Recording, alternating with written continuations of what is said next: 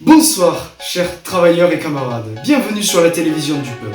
Aujourd'hui, édition spéciale, car nous accueillons ce soir un grand débat afin de déterminer le prochain ministre de la Sûreté publique. Nous avons ce soir deux candidats, à savoir l'ancien ministre de la Sûreté publique ainsi que le camarade Branleur-Papetier. Nous leur souhaitons à tous les deux un très bon débat et nous allons ouvrir ce débat sur la question de la sûreté dans le milieu du travail et plus précisément le milieu industriel. Bon débat à tous, chers camarades.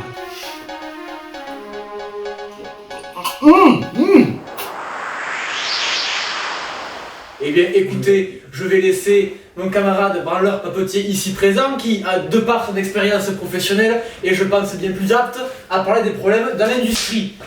Tout à fait, monsieur. Merci de me laisser la parole. Alors, la sécurité en milieu du travail est actuellement déplorable. C'est une honte, monsieur. Pardon? C'est une honte. Ah, vous estimez qu'elle est suffisante? Mais bien évidemment qu'elle est suffisante. Quand vous comparez nos statistiques à celles du Burkina Faso, c'est évidemment largement supérieur. Monsieur, mais vous êtes complètement débile, monsieur. Excusez-moi d'employer de tels mots, mais forcément, on ne peut pas comparer le FTO avec le Burkina Faso. Ce ne sont pas les mêmes moyens, ce ne sont pas les mêmes employés, ce ne sont pas les mêmes industries, monsieur. Donc vous êtes en train de dire que le Burkina Faso est un pays inférieur, c'est ça? Bien sûr que Alors que, en tant que révolution mondiale, tout le monde sont nos camarades, même les... Je tiendrai quand même à préciser que dans la nouvelle fédération nouvellement créée, nommée Fédération des travailleurs guinéens, les employés sont plutôt satisfaits de la sûreté au travail et il paraît même que les employés sont plus satisfaits que dans le FTO. Dans ce cas-là, si je dis que la sécurité dans nos usines est supérieure à celle de la Fédération des travailleurs guinéens et que les travailleurs guinéens sont très contents avec cela, monsieur Branleur-Papetier n'a aucun argument à proposer envers ma politique sécuritaire. Écoutez, monsieur, je ne nie forcément pas la légalité de ces individus. Cependant, la sécurité n'est pas satisfaisante. Je ne suis pas allé dans les usines du Burkina Faso. Je travaille moi-même, je suis ouvrier comme la plupart de nos camarades. La sécurité est très loin d'être suffisante, monsieur. D'accord, et est-ce que vous avez une preuve de ce que vous avancez, monsieur? Bien sûr, monsieur, j'en ai eu exactement ici. C'est un accident qui date d'il y a quelques mois. J'ai perdu moi-même un doigt, un bout de doigt. Et pour autant, vous m'avez l'air de présenter 10 doigts en fort bonne santé, monsieur. Les 10 doigts sont en bonne santé grâce, on le souligne, à l'ingéniosité de nos chers camarades chirurgiens, que je ne nie pas. Cependant, la sécurité n'est pas du tout présente. Il y a des sécurités, bien sûr, mais la formation seule de nos ouvriers ne suffit pas, monsieur. Donc c'est pour vous c'est un problème de formation. Mais moi je le dis, c'est plutôt que les syndicats industriels ne sont peu coopératifs envers le ministre du renseignement et que c'est sans doute des agents franchouilleurs infiltrés pour saboter notre belle industrie. Moi je vais vous dire, monsieur, ce qui ne va pas. C'est l'incompétence, je le dis, je la souligne, messieurs, l'incompétence de l'ancien ministre de la Sécurité. C'est une attaque personnelle, ça, monsieur. Je demande une vérification scientifique des dires de monsieur. Franchement, mes chiffres sont largement très bons et très vérifiables. Monsieur le scientifique, je vous en prie. C'est une attaque personnelle, je demande des faits scientifiques pour le contrer. Je suis scientifique et j'avère de ces faits. Je porte une chemise blanche. Et voilà. Heureusement que le ministre de la Science est toujours aussi objectif. Écoutez, monsieur, c'est peut-être scientifique. D'accord, mais moi je peux dire scientifiquement, et j'ai la preuve à l'appui, j'ai un scientifique sur le plateau, que l'ancien ministre de la Sécurité n'a pas fait son travail correctement. Et je crois d'ailleurs que nous avons un scientifique. Je suis scientifique et j'avère ces faits. Je porte une chemise blanche. Au revoir. Bien sûr. Non mais, il faut le souligner, messieurs. Maintenant, nouveau chapitre de ce débat autour de la sécurité publique en général. Pensez-vous que les systèmes judiciaires du FTO sont trop laxistes ou au contraire pas assez? Mais bien évidemment qu'ils sont laxistes. Revenons sur l'événement qui a conduit à ma démission, monsieur. C'est la présence de d'un fasciste dans notre ministère, dans le comité central qui plus est. Et la justice a été tout à fait incapable de le mettre en tôle. C'est indécent, c'est indigne notre fédération. Franchement, je suis sûr que même notre camarade Branleur-Papetier ici présent sera d'accord sur ce fait. La justice du FTO est beaucoup trop laxiste. Beaucoup trop de personnes de couleur se baladent librement dans nos rues. C'est un problème. Par contre, revenons sur cette personne, c'était un fasciste. Exactement, c'était un fasciste, monsieur. Il a posté des mèmes très particulièrement en faveur d'une personnalité d'extrême droite. Et je trouve ça indécent dans notre fédération. Et il n'avait aucun argument pour dire que c'était drôle, que c'était de l'humour. Il avait l'air parfaitement sûr de lui-même. Donc je trouve que quelqu'un qui soit présent à notre comité central, qui affiche à ce point les opinions d'extrême droite, ne devrait plus rester dans ce comité central. Donc je trouve qu'il y a un problème judiciaire dans notre fédération. Tout à fait. D'ailleurs, pourquoi est-ce que la droite existe il ne devrait pas y avoir de droite. Il ne devrait y avoir que des personnes de gauche. Des personnes tellement à gauche qu'elles seront peut-être à droite, mais des personnes que de gauche. Effectivement, c'est pour ça que je demande que je serai réélu. J'utiliserai mon mandat et la confiance du peuple pour passer des réformes beaucoup plus dures vis-à-vis de l'organisation politique de certains ministres en fonction. Je vais me tourner vers vous, ancien ministre de la Sûreté publique donc, candidat à sa propre réélection. Quel sera votre programme pour le mandat à venir si vous êtes élu? Mais mon programme, il est simple. Déjà, il va falloir éliminer tous ces espions, tous ces suppôts de Satan de Paris qui infiltrent notre fédération. C'est honteux. D'ailleurs, je suis presque sûr que j'en ai un devant moi. Mais bon, bien sûr, notre presse est totalement libre, c'est à ce qui paraît. Évidemment. Je suis visé, monsieur? Bien sûr que non, monsieur, vous m'avez l'air d'être un ouvrier tout à fait respectable. Par contre, notre presse n'a pas l'air tout à fait indépendante. Parce que, franchement, je trouve qu'il y a eu des propos intolérables de la part de la presse de la fédération. Monsieur, voyons, la presse de la fédération est beaucoup trop libre, oui, effectivement. Je limiterai la liberté de la presse. Mais ne vous inquiétez pas, je vous rattacherai au ministère de la propagande, monsieur. Notre directeur, fermez-la, vous êtes beaucoup trop libre d'expression, c'est intolérable de notre fédération. Le directeur de la presse de la fédération a bien fait le tri, ne vous inquiétez pas, il n'y a pas de gens d'extrême droite en son sein. Et maintenant, je vais me tourner vers vous, cher camarade branleur-papetier. Quel sera votre programme en tant que ministre de la Sûreté publique? Bien sûr. Alors, tout d'abord, je vais bien sûr renforcer la sécurité en milieu industriel, qui pour moi est insuffisante. Le précédent ministre n'a pas fait ce qu'il fallait pour nos camarades. C'est honteux, monsieur, c'est honteux. Monsieur, ne cachez pas, c'est une attaque ad hominem. Monsieur l'ancien ministre, veuillez laisser parler le candidat, vous avez déjà eu votre temps de parole. Ne cachez pas votre petit côté de droite. Mon petit côté de droite. Mais monsieur, il me semble, monsieur, que vous aimez un peu trop le pognon pour être camarade. Mais je tiens à vous répéter que le salaire des ministres du comité central est à peine supérieur à celui d'un ouvrier. Oui, monsieur. Bien sûr, nous ne comptons pas les primes, etc. On ne compte pas non plus les détournements de fonds, monsieur. Quel détournement de fonds, monsieur? Avez-vous des preuves de ce que vous annoncez? Monsieur, je n'ai aucune preuve parce que vous les avez toutes faites cramer. Sur ce point, vous êtes faux. Alors, mon programme, monsieur, est très... Je continue puisque j'avais commencé.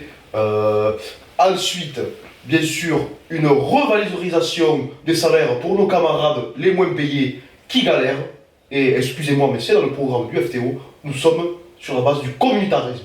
Nous sommes des camarades, monsieur. Fait que mais dans ce cas-là, monsieur, vous vous trompez d'élection. Vous devriez plutôt candidater au ministère de l'Industrie, qui d'ailleurs, si je n'ai bien compris, d'après le comité révolutionnaire, est toujours vacant. Je pense que je ferai beaucoup mieux un ministère de la Sécurité. Il y a beaucoup plus de choses à faire et à effectuer.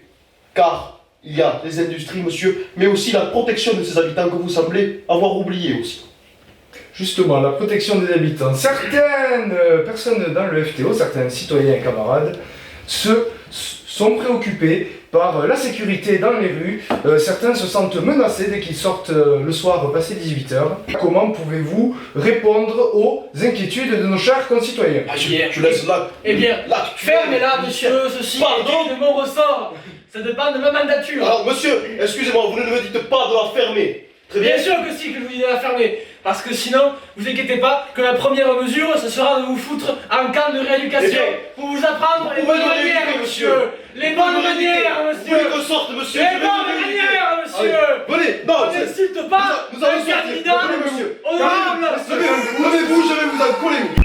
Donc, monsieur m'attaque sur la sécurité dans les rues, mais je voudrais vous dire que les agents de la sûreté de l'État et les milices de l'État des communes sont tout à fait honnêtes. Si les gens ont peur de se promener le soir, c'est bien sûr parce qu'ils ont quelque chose à se reprocher, comme la participation à des associations illégales ou encore pour de la consommation de contenu vidéoludique venus de l'autre côté de nos frontières. Oui, monsieur, c'est les gens qui ont peur, c'est les gens coupables. Monsieur, qu'avez-vous à répondre suite aux 10 passages à tabac? J'en parle bien. J'ai bien dit 10 passages à tabac sur les 4 mois derniers pour des personnes qui se baladaient dans la rue à partir de 19-20 heures, des jeunes qui se sont fait passer à tabac par la police, monsieur, donc vous êtes le chef, et qui n'avaient absolument rien à se reprocher, qui ont été relâchés et qui n'ont pas été inculpés, monsieur. Mais monsieur, la police ne fait que son travail. Si ces jeunes étaient sans doute en train de faire trop de bruit, ou je ne sais pas, je n'ai pas lu le dossier personnellement, ce doit être un problème du commissaire. Franchement, je trouve que ces jeunes, s'ils étaient passés à tabac, c'est qu'il y avait une bonne raison, monsieur. Notre police est extrêmement bien formée, extrêmement compétente. Donc, si ces jeunes se sont fait tabasser, c'est qu'ils ont dû provoquer la police, monsieur. Et s'ils ont été relâchés, c'était potentiellement parce que les agents ont mal rempli leur procès verbal. Alors, donc, monsieur, déjà, on dit procès-verbaux, espèce d'enculé, et ensuite, vous estimez que la police fait très bien son travail et est très bien formée, si je ne m'abuse, et ensuite vous dites qu'elles ne sont pas capables de remplir de simples dossiers. Mais monsieur, c'est parce que la police est surchargée de travail à cause de ces procédures. Ça ne tiendrait qu'à moi. La police serait le droit de faire ce qu'elle veut, sans remplir de paperasse. Le rôle de la police, c'est de policer. L'actuel ministre nous prône une police sans limite, et ensuite vient nous parler de sécurité. On est dans une dictature, monsieur, vous ne savez pas ce que Mais vous monsieur, faites. il faut le savoir, vous prévenez que la sécurité est trop faible dans nos rues, puis quand j'annonce la création de police supérieure, vous me critiquez comme quoi ça va devenir un état totalitaire. Monsieur, je vous le demande, pour vous, quel est le juste milieu entre plus de police et plus de violence? Dites-le, monsieur, je vous écoute, je vous écoute. Moins de violence, c'est à peu près pareil de police. Hein. Je pense que... Mais comment la police pourrait appliquer la loi si elle ne pouvait pas faire usage de la violence? Je vous le dis. Et en tant que chef des forces de l'ordre, je me dois de garantir l'intégrité physique de mes agents, monsieur. Monsieur, l'intégrité physique de vos agents. Là, pas plus tard que la semaine dernière, 5 agents ont cassé la gueule à une vieille dame, retraitée, bouffée par l'arthrite en plus. Monsieur, on se calme. Si cette dame a été tabassée, c'est parce que sa canne était une canne de luxe de fabrication française. Donc nos agents ont forcément cru qu'il s'agissait d'une arme dissimulée de la part d'une agence d'espionnage des réactionnaires occidentaux. Autant pour moi, j'ai pas eu le dossier, c'est la vérité. Voilà, monsieur. Je pense que maintenant nos chers camarades ont déjà un bon aperçu des deux programmes qui se dégagent. Et bien sûr, nous pouvons voir que monsieur ici présent est incompétent, bien évidemment. Monsieur, je vous prie de vous calmer, parce qu'il faudrait enchaîner le débat. Maintenant, nous allons aborder le volet de la sécurité aux frontières. Quelles seraient les mesures que vous aimeriez adopter pour tout ce qui concerne la surveillance des frontières et éventuellement les opérations à l'étranger? Prenant en cause la sécurité aux frontières, je proposerai dès ma mandature l'érection d'un mur à nos frontières avec la France. Parce que franchement, ce pays décadent, capitaliste, qui oppresse son peuple, je ne veux rien avoir à faire avec lui. Je ne veux pas le moindre citoyen français qui vienne à notre fédération. Donc, j'érigerai un mur avec des barbelés, des mines, et j'utiliserai mes très bons liens avec la Société protectrice des animaux pour embaucher des chiens de chasse, des chiens de garde, pour mordre les fesses à ces chiens de français comme ils sont. Voilà, monsieur, ce que je dis de la sécurité aux frontières. Un mur. Si notre électorat vote en grande quantité pour moi, ce sera un argument politique majeur en faveur de l'élection de ce mur, contre les arguments fallacieux des autres membres du comité central. Oui, monsieur, je vous le dis. Très bien. Et vous, monsieur camarade, alors pas petit? Je n'en doute pas que monsieur l'actuel ministre a bien sûr réfléchi les coûts de tout ce qu'il entreprend, ainsi que, bon, après, il propose beaucoup de création d'emplois, pour les Doberman notamment. Par contre, quand ce qu'il s'agit de ma politique aux frontières, messieurs, bon, déjà de quelles frontières parlons-nous? Déjà, est-ce qu'il y a des frontières? Je ne vois aucune frontière. Pour moi, il n'y a que le FTO, monsieur, je ne sais pas ce qu'il y a au-delà. Je ne veux pas le savoir d'ailleurs, qu'il n'y a que des sociétés décadentes dont je ne veux pas entendre parler. Pour ce qui s'agit des frontières, bon, pas d'importation, pas d'exportation, pas de communication, en un mot, qui nous foutent la paix et qu'ils aillent se faire enculer.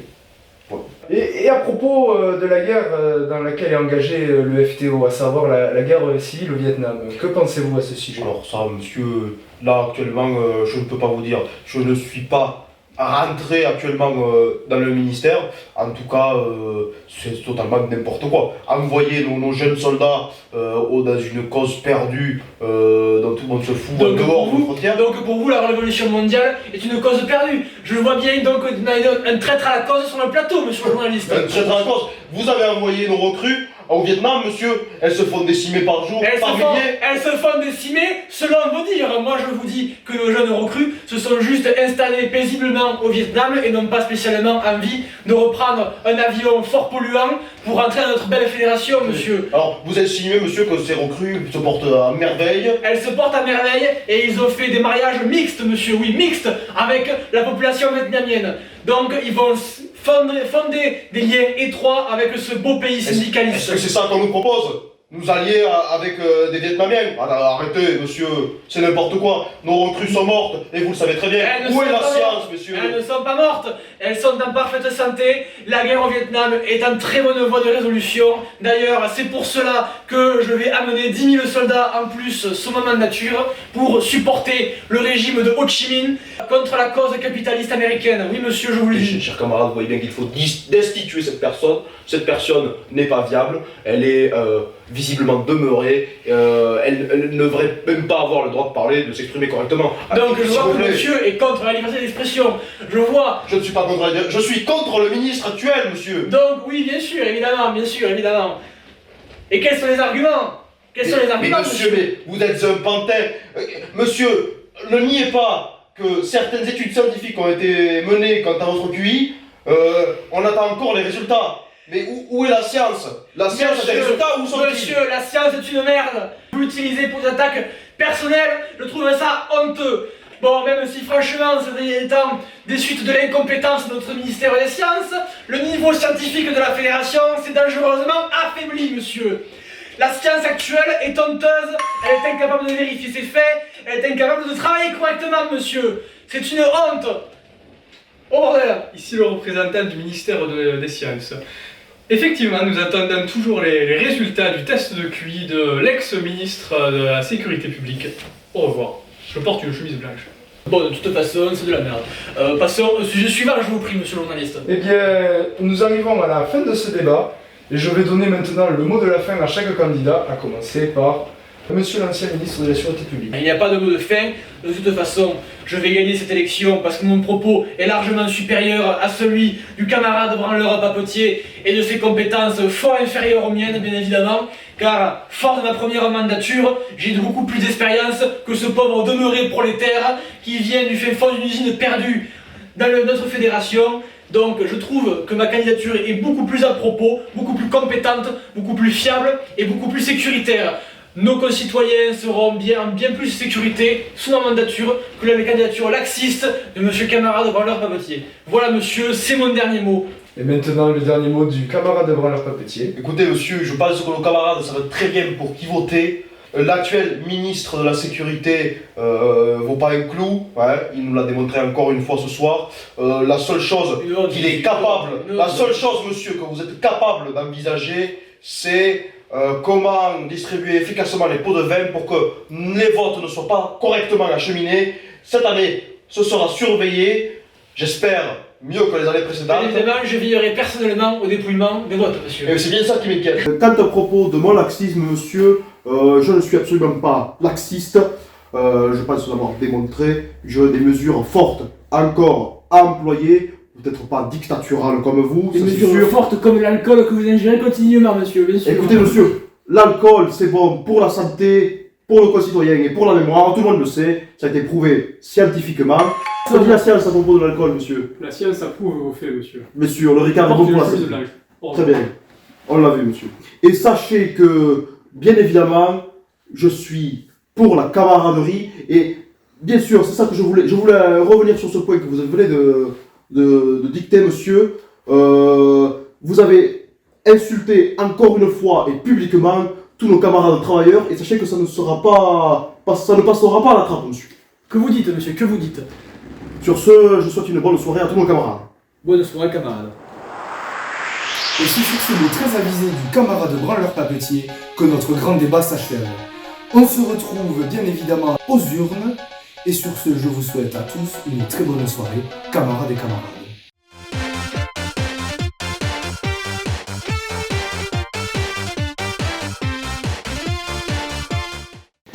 Cette année là, ça gagne de combien là? Moi je dirais que le Bastille c'est 42, 59. Ça tourne encore.